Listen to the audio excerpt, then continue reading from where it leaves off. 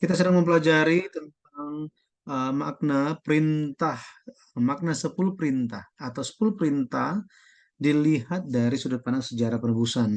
Kita sedang mempelajari Alkitab dengan alat bantu buku Sejarah Penebusan seri yang ketujuh yang ditulis oleh Pendeta Abraham Park, dan kita telah masuk ke dalam perintah yang keenam, yaitu perintah jangan membunuh. Kita telah melihat mengenai analisis perintahnya seperti apa, dan eh, ternyata kita telah mempelajari bersama-sama bahwa ternyata perintah untuk jangan membunuh tidak hanya secara jasmani, tetapi mengenai hal-hal yang membunuh diri sendiri, termasuk diantaranya kekhawatiran. Sehingga kita bisa mengerti kenapa Yesus berbicara tentang 4 jenis tanah yang eh, yang menjadi tempat benih itu ditabur. Jadi ada yang benih yang jatuh dalam tanah yang berbatu, itu dikatakan bahwa menunjuk kepada orang yang menerima firman, tetapi ketika ketika itu tumbuh terjepit oleh karena kekhawatiran dan tipu daya kekayaan dunia. Nah, jadi kita bisa mengerti bahwa pada akhirnya benih itu mati. Jadi orang itu rohaninya pun mati, imannya mati. Nah, ini melanggar dosa, melanggar perintah keenam. Kemudian sebenarnya ada pelajaran mengenai rincian hukum Taurat. Ya, rincian. Kalau kita lihat, saya nggak bawakan rinciannya dengan detail. Nanti Bapak Ibu bisa melihatnya di dalam buku Sejarah Perubusan seri yang ketujuh, rincian detailnya. Tetapi sekilas mengenai perintah yang keenam ini, isi perintah keenam dibandingkan perintah yang lain itu, perintah yang keenam ini lebih banyak detailnya, pencatatan, rincian perintah. Alasannya kenapa? Yang pertama alasannya karena memiliki porsi yang besar dalam hubungannya langsung dengan hidup, dengan kehidupan, dengan nyawa, sehingga dibicarakannya banyak, gitu ya, banyak dibicarakan. Yang kedua, untuk mencegah dosa pembunuhan sampai ke akarnya, sampai ketika itu baru baru berakar, baru bertunas, nah itu langsung langsung dicegah gitu, sebelum itu berbuah. Jadi untuk mencegah dosa pembunuhan sampai ke akarnya. Nah, itu sebabnya kalau kita lihat rinciannya, antara lain bicara mengenai jangan memindahkan batas tanah, kemudian menyingkirkan hal-hal yang membahayakan sesama, kemudian harus aktif berbuat baik terhadap sesama, dan jangan merusak alam. Ya, semuanya dibahas di sini, gitu ya. Nanti lihat dalam buku sejarah perusahaan. Nah, tapi misalnya kalau kita lihat sekilas detailnya tentang jangan menggeser batas tanah. Di Ulangan 19 ayat 14 dikatakan, janganlah menggeser batas tanah sesamamu yang telah ditetapkan oleh orang-orang dahulu di dalam milik pusaka yang akan kau miliki di negeri yang diberikan Tuhan Allahmu kepadamu untuk menjadi milikmu. Kenapa demikian? Kenapa, atau apa hubungannya menggeser batas tanah dengan eh, hidup sesama manusia? Apa hubungannya? Nah, kalau kita lihat, tanah merupakan dasar kehidupan seseorang. Maksudnya apa? Tanah itu tempat mereka bercocok tanam, mereka bertani, mereka menanam, pada akhirnya mereka bisa makan. Menggeser batas tanah. Jadi tanah di sini menunjuk kepada ladang yang menjadi sandaran hidup manusia, sumber hidup manusia. Tetapi ketika tanah ini digeser, makin kecil, bahkan dirampas, hal tersebut akan menyebabkan nyawa orang lain itu terancam. Makanya diberikan detail, jangan memindahkan batas tanah atau jangan menggeser batas tanah. Ini merupakan pelanggaran, atau ini merupakan ketetapan dari perintah yang keenam. Perintah yang keenam. Memang sumber hidup kita itu adalah Tuhan. Itu sangat-sangat benar, gitu ya. Tetapi ketika orang menjalankan kehidupan mereka, mereka perlu tanah, gitu ya. Perlu tanah untuk bisa makan dan bertahan hidup. Kemudian kalau kita lihat mengenai menyingkirkan hal-hal yang membahayakan sesama, misalnya di Ulangan 22 ayat 8. Apabila engkau mendirikan rumah yang baru, maka haruslah engkau memagari soto tanahmu, soto rumahmu, supaya jangan kau datangkan hutang darah kepada rumahmu itu, apabila ada seorang jatuh dari atasnya. Nah, kalau bikin rumah, kalau rumah satu tingkat nggak apa-apa. Tetapi kalau dua tingkat, ini ada soto rumah. Soto rumah itu artinya seperti kalau misalnya eh, kalau kita di sini kan langsung genteng kan. Biasa rumah itu ada dak, namanya dak. Nah, di timur dekat kuno bahkan sampai hari ini mereka tidak mengenal genteng. Mereka kenalnya apa? Mereka mengenal yang namanya dak, gitu ya. Jadi langsung kotak begitu rumah mereka. Jadi ada bagian atasnya. Nah, orang bisa naik ke atas. Tetapi kalau ada di atas, ada dibuat suatu rumah, rumah yang baru, itu bagian atasnya harus dibikin pagar katanya. Kalau orang Manado bilang ada legernya. Nah, ini supaya apa? Supaya jangan sampai orang naik ke atas rumah dan tanpa tanpa sadar jatuh dari atas rumah. Jika bikin rumah yang baru, ya ini rumah yang lama juga sama, tapi ini dikasih tahu bahwa kalau mereka bikin rumah harus bikin pagar pada suatu rumah di bagian atas rumah. Kalau enggak, maka ada hutang darah terhadap rumah rumah yang punya, gitu ya. Jadi ada upaya untuk mencegah, gitu ya, mencegah. Dan kalau kita lihat yang ketiga, em, aktif, aktif berbuat baik, aktif berbuat baik. Nanti bisa baca referensi ini, Keluaran 23 ayat 4 sampai 5 dan Ulangan 22 ayat 1 sampai 4. Jadi harus aktif berbuat baik terhadap sesama. Jangan nunggu. Oh ya, kalau dia baik kepada saya akan balas kebaikannya.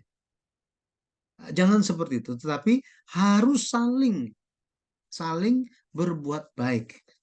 Jangan menunggu. Makanya Rasul Paulus salah satu nasihatnya dikatakan bahwa apa? Jika damai itu bergantung padamu, maka jalankanlah damai itu, katanya. Ya, jadi itu menunjuk kepada kalau misalnya ada tidak cocokan atau ada perselisihan, jika damai itu bisa terwujud bergantung kepada kita, maka kita mengedepankan damai tersebut. Harus seperti itu. Jadi harus aktif berbuat baik kepada sesama. Ya, dalam hal ini juga termasuk dalam yang tadi gitu ya. Dan jangan merusak alam. Nah, kalau kita lihat di Keluaran 23 ayat 4 sampai 5, eh ini ayat Keluaran 23 ya, Keluaran 23 ayat 4 sampai 5 dan Ulangan 22 ayat 1 sampai 4 ini merupakan contoh ya, contoh tentang berbuat kebaikan secara aktif terhadap sesama. Jadi misalnya eh, ada kita sementara diam-diam tiba-tiba lihat lo kok ada sapi yang lewat gitu atau ada domba atau ada apa gitu. Nah, jika kita tahu itu binatangnya siapa, ternaknya siapa, harus segera kembalikan. Harus segera kembalikan. Harus seperti ini.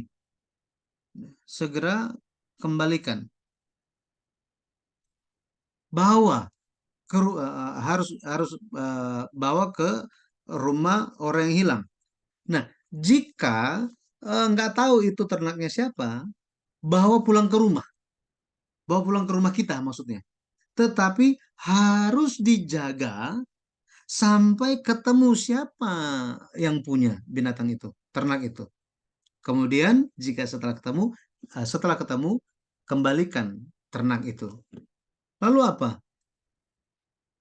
Kalau kita lihat em, harus aktif gitu. Jangan oh ada yang hilang nih. Oh mumpung nggak ada yang lihat, ya sudah ngaku-ngaku aja itu milik saya. Tidak boleh seperti itu. Tidak boleh. Ada tradisi orang Yahudi zaman dulu, kalau ada seseorang memungut suatu barang, dia harus pergi ke tempat umum dan kasih tahu dengan suara kencang. Ya, ini saya sementara ini ada yang jatuh, ini nggak tahu punya siapa, ini nanti ada di saya ya. Nanti kalau yang punya silakan hubungi saya.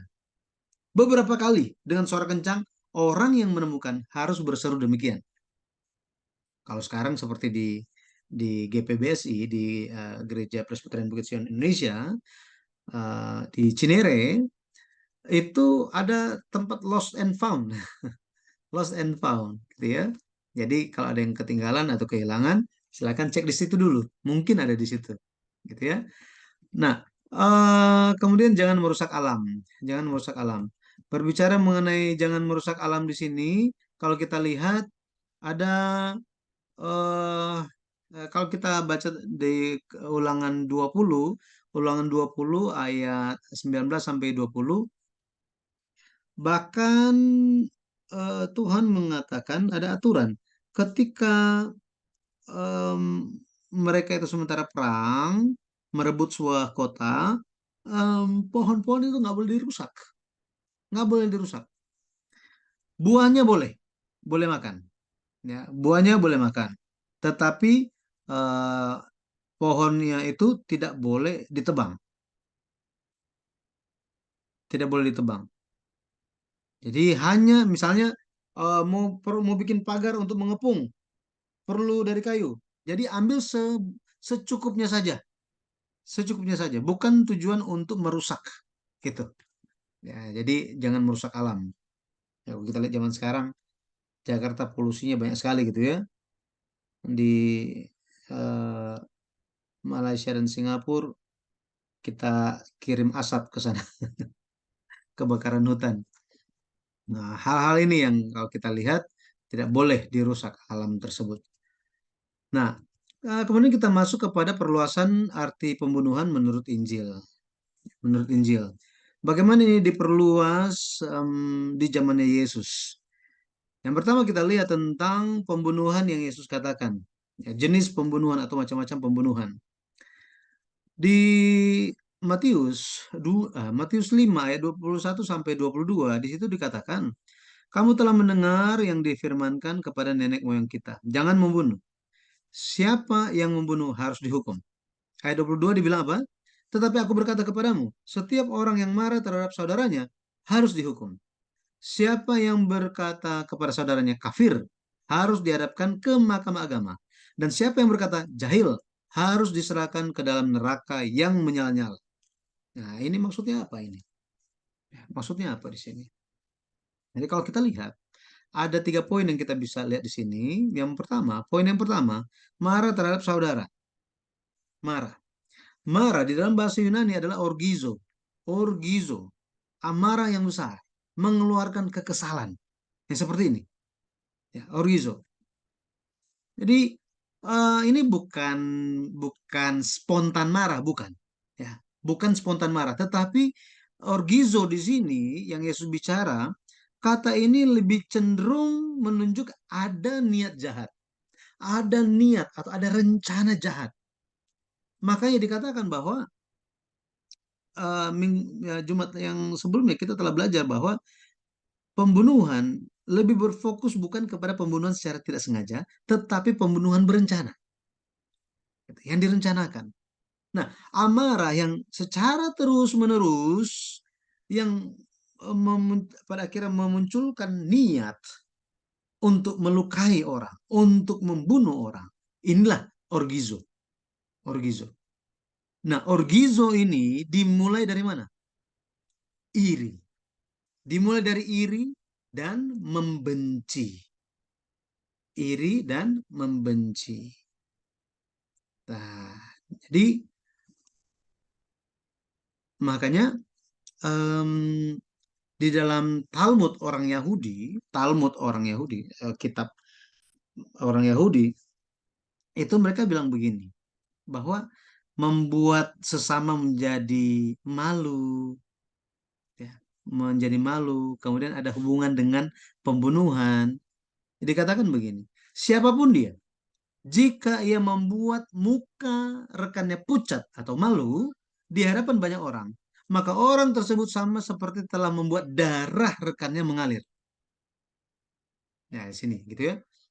siapapun dia, jika membuat rekannya itu pucat atau malu di hadapan banyak orang, maka orang tersebut sama seperti telah membuat darah rekannya mengalir. Ini, jadi tidak boleh eh, seperti itu, gitu ya. Makanya saya pun menyadari suatu hal bahwa em, di dalam satu hari kita bertemu dengan berbagai macam orang dan bisa juga bertemu di dalam kondisi-kondisi yang tidak sesuai dengan apa yang kita harapkan.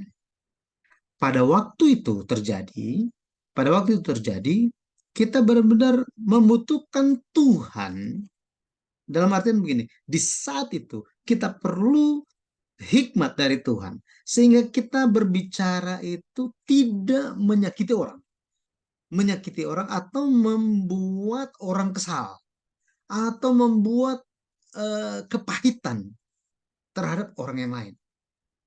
Nah, itu sebabnya ketika ketika menyadari hal tersebut, akhirnya saya mulai berdoa di pagi hari, Tuhan tolong sepanjang hari ini biarlah saya ada hikmat. Taruhlah hikmat di dalam lidah, di dalam mulut sehingga bertemu dengan siapapun ketika berbicara, maka bisa berbicara dengan hikmat Tuhan saja.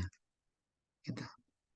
Ya, karena kita bisa bertemu dengan orang-orang yang kita tidak duga dan jika kita tidak berhikmat, nah kita bisa bisa jatuh ke dalam godaan atau pencobaan, bisa marah gitu ya, seperti ini. Jadi marah itu merupakan ibu dari amarah merupakan ibu dari pembunuhan. Ya, seperti itu. Kalau kita lihat di dalam perjanjian lama, kata orgizo ini, makna orgizo ini bisa tampak kepada kakak laki-laki Yusuf, ya, kakak laki-laki Yusuf, ya. Nah, kalau kita lihat ini sebelum kita ke situ, 1 Yohanes 3 ayat 15, setiap orang yang membenci saudaranya adalah seorang pembunuh manusia. Dan kamu tahu bahwa tidak ada seorang pembunuh yang tetap memiliki hidup yang kekal di dalam dirinya. Ya. Nah, kemudian kalau kita lihat tentang Yusuf yang tadi, tentang saudara-saudara Yusuf, Kejadian 37 ayat 4 dikatakan, setelah dilihat oleh saudara-saudaranya bahwa ayahnya lebih mengasihi Yusuf dari semua saudaranya, maka bencilah mereka itu kepadanya dan tidak mau menyapanya dengan ramah. Nah, kalau kita lihat di sini, mereka benci, ya. Dimulai dari iri hati, benci, maka ketika kalau kita memperhatikan mengenai kakak-kakaknya Yusuf ini, sangat penting bagi kita untuk mengenal diri kita. Kita manusia yang seperti apa? Sifat dan karakter kita itu seperti apa? Sehingga kita bisa memohonkan kepada Allah, Bapa kita, supaya merubah kita. Itu sangat penting. Jika kita tidak mengenal diri kita, pada akhirnya kita akan maju, kita akan jalankan kehidupan iman tanpa sadar bahwa kita sedang membawa manusia lama kita. Dan kita menganggap bahwa apa? Meskipun banyak firman, kita berhak untuk membenarkan diri sendiri. Nah, itu sangat bahaya. Sangat-sangat berbahaya. Akhirnya firman Tuhan dipakai untuk bunuh orang, menyakiti orang, tusuk-tusuk orang, seperti itu. Ya.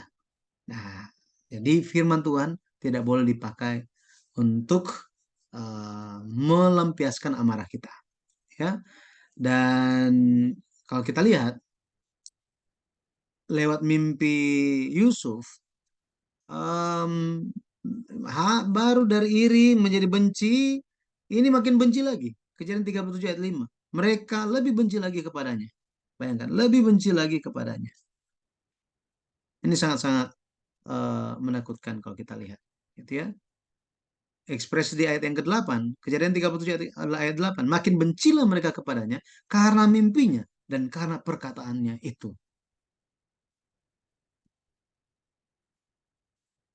Ayat 11, maka irilah hati saudara-saudaranya kepadanya. Pada akhirnya mereka bersekongkol untuk membunuh Yusuf. Ini pun terjadi di zamannya Yesus. Di zaman Yesus. Orang-orang Farisi, pemimpin-pemimpin agama di zaman itu tidak suka terhadap perkataan Yesus. Apa yang menjadi perkataan Yesus? Kebenaran, firman, penggenapan perjanjian Tuhan. Tetapi mereka tidak suka. Itu sebabnya dimulai dengan iri, dengki, tidak suka, tidak suka terhadap firman, terhadap perkataan Tuhan, terhadap firman Tuhan, terhadap khotbah. Maka orang-orang Yahudi ingin mulai benci, benci, benci, dan pada akhirnya mereka membunuh Yesus. Nah, ini menjadi pelajaran bagi kita, ya, menjadi pelajaran bagi kita, ya. Oke. Eh, di kemudian hari, kakak-kakak Yusuf, ketika mereka itu berhadapan dengan Yusuf, Yusuf kan menjebak kakak-kakaknya kan, ya, menjebak kakak-kakaknya sehingga kemalangan menimpa mereka, mereka itu hal-hal itu tidak tidak berjalan sesuai dengan apa yang mereka rencanakan, apa yang mereka mau.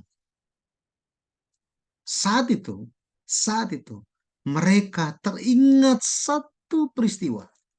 Peristiwa apa itu? Peristiwa Yusuf sementara memohon belas kasihan. Bagaimana sesak hati Yusuf memohon minta belas kasihan.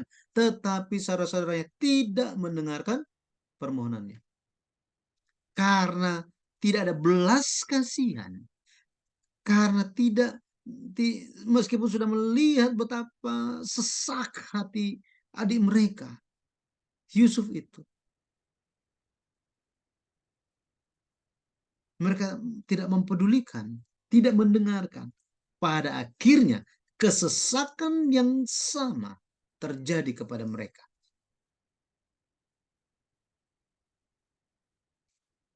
Orang Yahudi membunuh Yesus. Yesus berdoa bagi mereka. Yesus sangat sesak. Karena apa? Karena ketidakpercayaan umat Tuhan. Pada akhirnya apa yang terjadi? Yang terjadi adalah kesesakan di dalam umat Tuhan. Nah, kita perlu berjaga-jaga mengenai hal ini.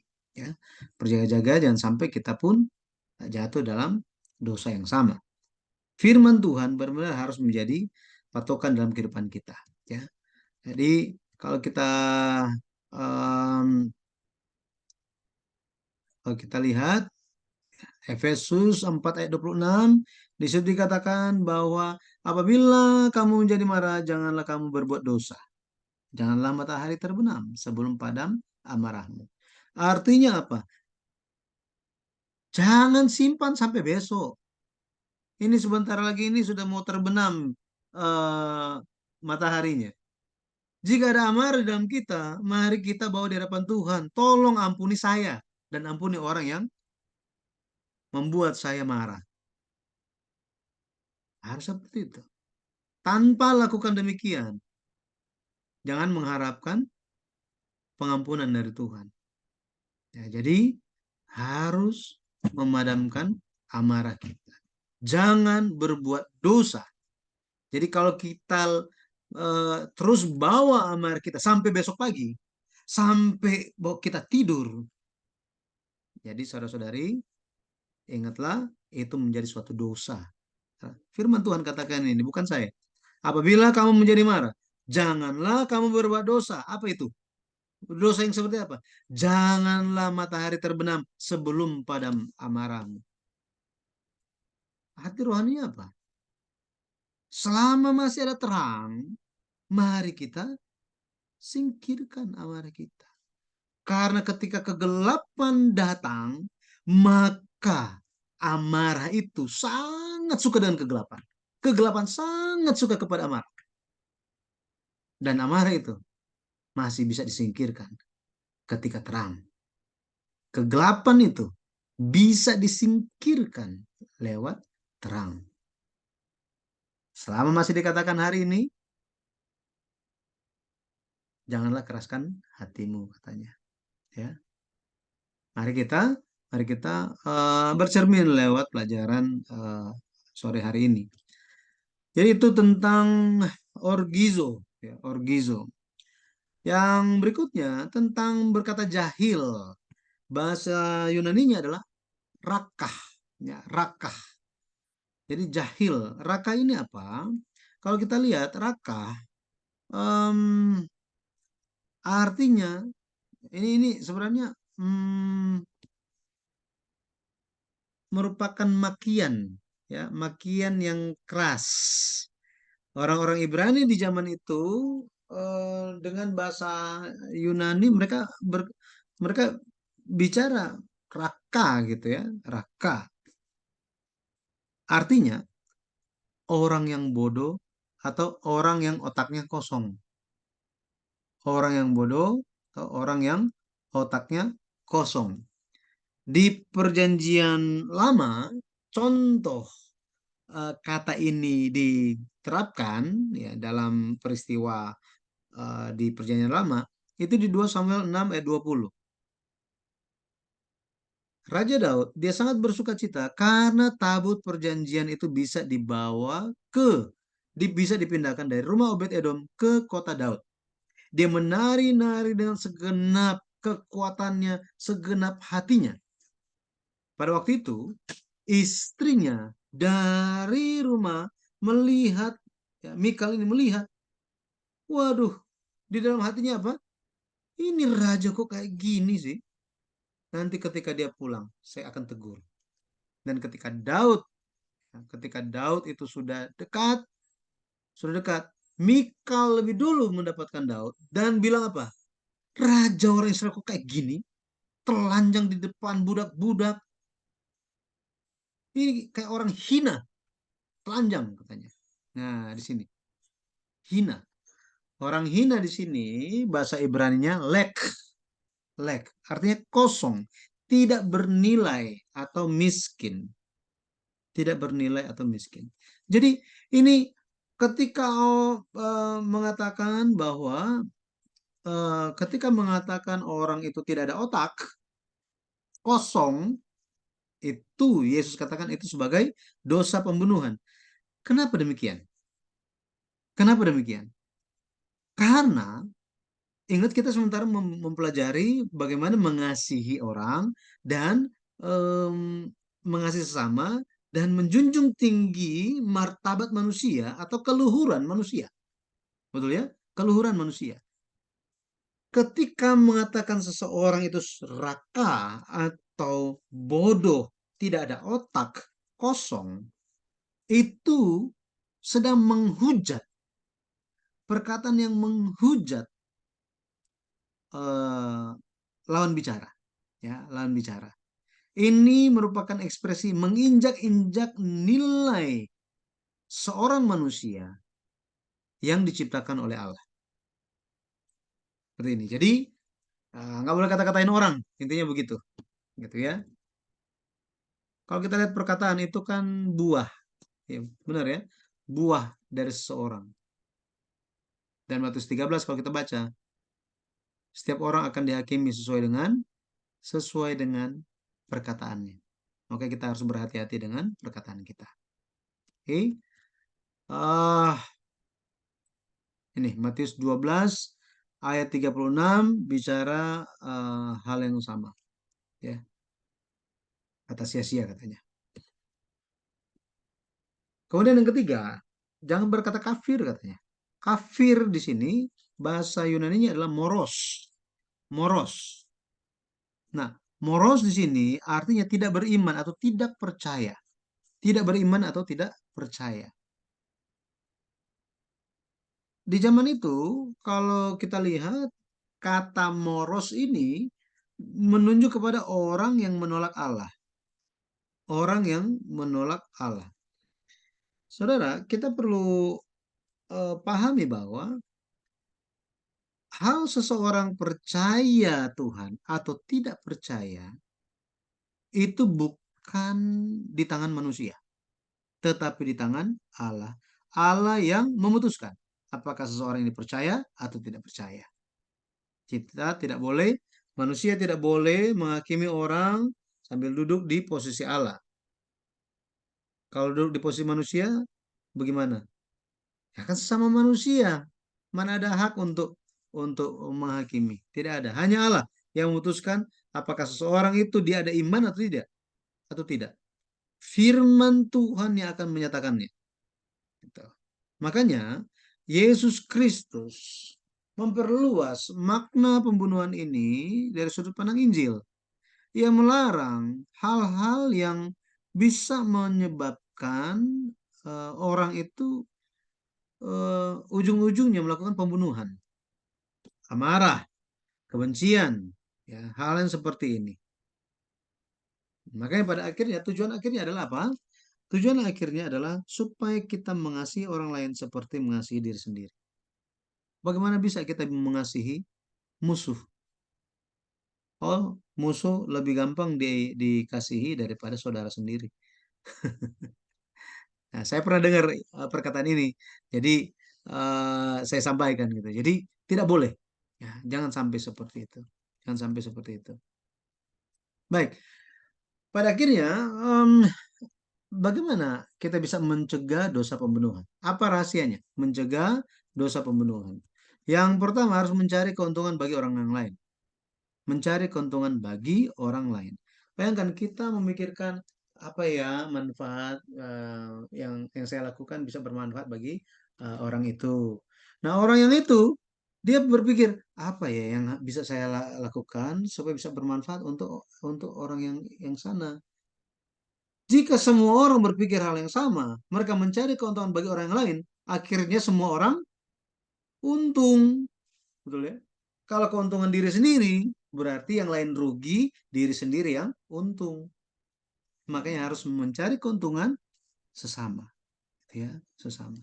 Jadi harus berjaga-jaga, berjaga-jaga. Jangan hanya diri sendiri yang berjaga-jaga, tetapi untuk orang yang lain juga. Ya. 1 Korintus 10 ayat 26. Ini referensinya bahwa kalau kita lihat keuntungan bagi orang lain.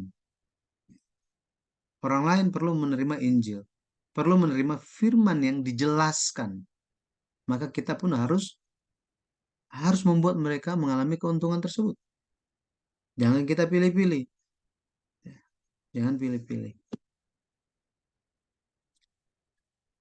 Jangan mencari keuntungan diri sendiri. 1 Korintus 10 ayat 24. Jangan seorang pun yang mencari keuntungannya sendiri, tetapi hendaklah tiap-tiap orang mencari keuntungan orang lain. Keuntungan orang lain. Ya, seperti ini. Ini kalau secara konteks kita baca 1 Korintus 10 ayat 24, ini mengenai makanan. Makanan. Jadi kalau misalnya pergi ke rumah orang yang tidak percaya, terus ada yang haram di sana, ini konteks zaman dulu ya, ada di sana, eh, jangan mempertentangkan, jangan mempertentangkan apa yang dihidangkan, makan aja, gitu. Tapi jika ada yang masih anak kecil di dalam iman, bisa tersandung oleh perbuatanmu, makan makanan eh, yang yang tidak yang yang tidak bersih, ya, yang tidak bersih, maka jangan makan, gitu. Jadi harus mencari keuntungan sesama, ya. eh Kemudian rahasia yang hmm, sebelum ke rahasia yang kedua, Roma saya bacakan dulu. Roma 15 ayat 1 dan 2. Kita yang kuat wajib menanggung kelemahan orang yang tidak kuat. Dan jangan kita mencari kesenangan kita sendiri. Setiap orang di antara kita harus mencari kesenangan sesama kita demi kebaikannya untuk membangunnya. Jadi, em, jangan sampai kita pun berpikir, oh saya kan lemah. Ya tolong ya yang lain ya, tolong perhatikan saya. Tolong perhatikan saya. Nah, kalau lemah terus itu juga nggak baik. Apakah kita akan jadi SD untuk selama-lamanya? Benar ya? Kita harus bertumbuh. Harus jadi orang yang kuat. Yang dikuatkan. Sehingga kita pun bisa menguatkan orang lain. Bisa menanggung kelemahan orang yang lain. Pada akhirnya, pada akhirnya kita bisa menggenapi firman Tuhan ini. Itu rahasia pertama untuk mencegah dosa pembunuhan. Dosa pembunuhan itu harus mencari keuntungan bagi orang yang lain. Yang kedua, apa yang menjadi apa rahasianya? Itu harus lambat untuk marah. Lambat untuk marah. Ini paling susah. Apalagi kalau sementara bawa mobil di tengah kemacetan. Di tengah kemacetan. Tapi diberikan nasihat apa? Lambat untuk marah. Kita ingat ada dua anak laki-laki Yakub yang diekspresikan sebagai sosok-sosok yang penuh dengan amarah. Ini seperti tabung gas 3 kilo yang bocor. Itu dekat dengan api, sedikit aja gitu kan. Amarahnya bisa meledak gitu. Bisa meledak. Simeon dan Lewi, mereka membunuh laki-laki di satu kota. Bayangkan satu kota. Ini membawa krisis besar bagi keluarga Yakub. Akarnya ada di mana? Amarah mereka. Amarah mereka. Kejadian 40 ayat 6 dikatakan, ya, bagian B. Sebab dalam kemarahannya mereka telah membunuh orang. Ini, membunuh orang katanya. Jadi jangan lekas marah seperti Simeon dan Lewi. Itu akan mendatangkan celaka. Amarah tidak membawa kebaikan. Ya, tidak mengerjakan kebenaran. Yakobus 1 ayat 19 sampai 20. Dikatakan, hai saudara-saudara yang kukasihi, ingatlah hal ini. Setiap orang hendaklah cepat untuk mendengar, tetapi lambat untuk berkata-kata. Dan juga lambat untuk marah. Sebab amarah manusia tidak mengerjakan kebenaran di hadapan Allah. Ya, jadi kalau kita marah, apalagi marah tanpa sebab, emosian, ya mari kita tinggalkan hal tersebut. Kita minta Roh Kudus yang berkuasa atas kita, membimbing kita, dan mampukan kita, menguatkan kita untuk tidak memunculkan manusia lama kita yang menemui kebinasaan. Harus lambat untuk marah, gitu ya. Karena ketika kita marah, kita buka lubang, celah, kesempatan untuk iblis menyerang kita dan memegang kita, menguasai kita. Kita ingat Kain dan Habel kan? Nah, tentu kita tidak mau menjadi seperti Kain. Saya percaya itu. Rahasia yang ketiga, mencegah dosa pembunuhan adalah berdamai dahulu. Segera berdamai. Berdamai dahulu dan segera berdamai. Ini sangat sangat sangat, sangat penting, ya. Yesus menasihatkan Matius 5 ayat 23 sampai 24. Sebab itu, jika engkau mempersembahkan persembahanmu di atas mezbah dan engkau teringat akan sesuatu yang ada dalam hati saudaramu terhadap engkau, tinggalkanlah persembahanmu di depan mezbah itu dan pergilah berdamai dahulu dengan saudaramu. Lalu kembali untuk mempersembahkan persembahanmu itu. Jadi, benar-benar harus ada damai.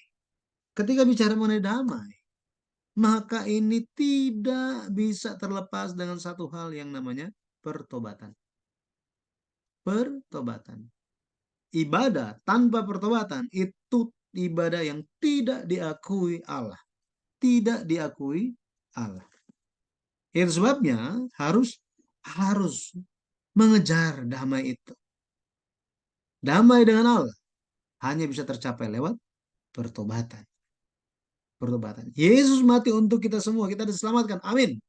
Tetapi perlu respon dari kita. Tanpa pertobatan tidak mungkin kita bisa diselamatkan. Tidak mungkin. Karena Tuhan itu maha adil. Tuhan maha adil. Ya. Kita lihat di Kolose 3 ayat 13. Sabarlah kamu seorang terhadap yang lain. Dan ampunilah seorang akan yang lain. Apabila yang seorang menaruh dendam terhadap yang lain. Sama seperti Tuhan telah mengampuni kamu. Kamu perbuat jugalah demikian. Harus saling mengampuni. Tanpa mengampuni, Doanya nggak nyampe. Markus 11 ayat 24 bilang begitu. Ya, apa saja yang kamu minta dan doakan, percayalah bahwa kamu telah menerimanya. Dan hal itu akan diberikan kepada kita. Harus saling mengampuni. Sehingga apa yang kita minta, kita doakan. Ya, kita akan menerimanya. Doa Bapa kami dikatakan apa? Dan ampunilah kesalahan kami. Seperti kami mengampuni orang yang bersalah kepada kami. Artinya Tuhan tolong ampuni saya. Ampuni kesalahan saya. Sama seperti saya sudah mengampuni orang lain. Jadi tanpa kita memberikan pengampunan, jangan harap akan menerima pengampunan. Jangan harap. Jadi uh, kalau kita lihat kesimpulannya di Kejadian 3 ayat 6, Kejadian 3 ayat 6, dosa pembunuhan. Kalau kita lihat em, sepertinya tidak ada yang mati secara jasmani kan, ketika manusia itu jatuh dalam dosa.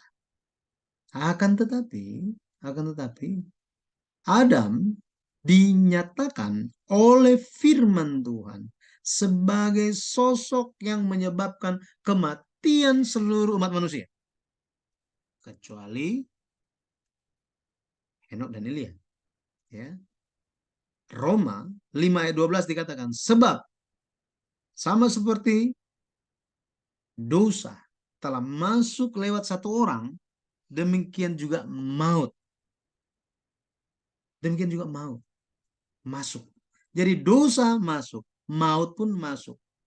Karena itu semua orang telah berbuat dosa. Makanya maut masuk dan ada kepada semua orang. Awalnya ada di mana? Lewat mereka makan buah baik dan jahat.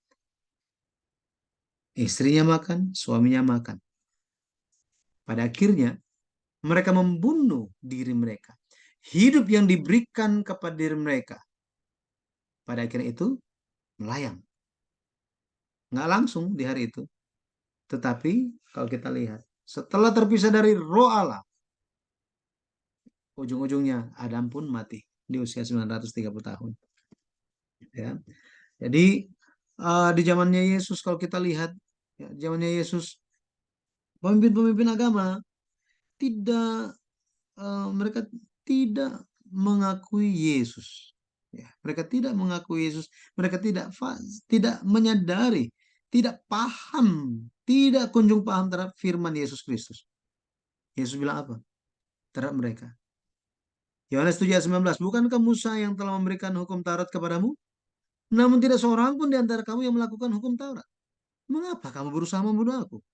Kalau kita baca ayat selanjutnya di Yohanes pasal 7, mereka heran. Loh, siapa yang mau membunuh kamu? Siapa yang membunuh? Kita nggak ada niat membunuh. Jadi, yang Yesus sedang sementara tekankan apa? Tidak mengenal Tuhan Yesus. Tidak mengenal Yesus sebagai Tuhan, sebagai Mesias. Tidak menerima firman Yesus Kristus. Itu adalah dosa pembunuhan. Bukankah itu terjadi di Taman Eden?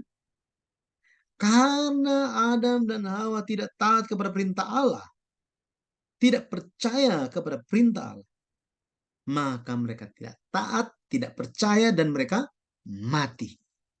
Mereka mati kan? Mati.